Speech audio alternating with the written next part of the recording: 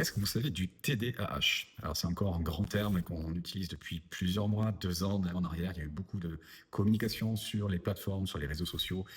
À travers tout ça, tout le monde s'est tout d'un coup découvert TDAH.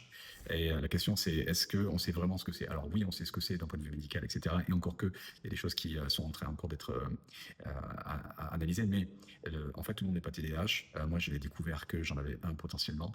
Et je dis ça parce que des personnes de ma famille ont été diagnostiquées. On a des lignées directes d'un point de vue génétique et les comportements sont les mêmes, donc je vais y aller faire ça. Le seul truc, c'est qu'avec un TDAH, la réalité, c'est que votre monde, il fonctionne pas de la même façon que le monde des personnes habituelles.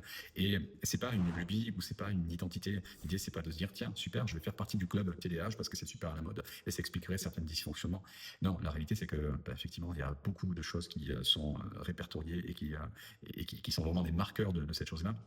Et l'autre point, c'est que dans la vie de tous les jours, ça peut poser de vrais problèmes. La question, c'est comment est-ce que je m'organise, pourquoi est-ce que j'arrive à faire telle ou telle chose de manière très simple, typiquement travailler sur des choses pendant 12 heures d'affilée, et pourquoi j'arrive pas juste à ranger un bureau. Je vais prendre un exemple me concernant. Il y a des années en arrière, j'ai écrit un livre sur le référencement naturel, c'est du marketing digital, peu importe. Ce livre, je l'ai écrit en un mois, grosso modo, à la fin, à raison de 12 à 14 heures par jour, voire par nuit, où je me couchais à 5 heures du matin.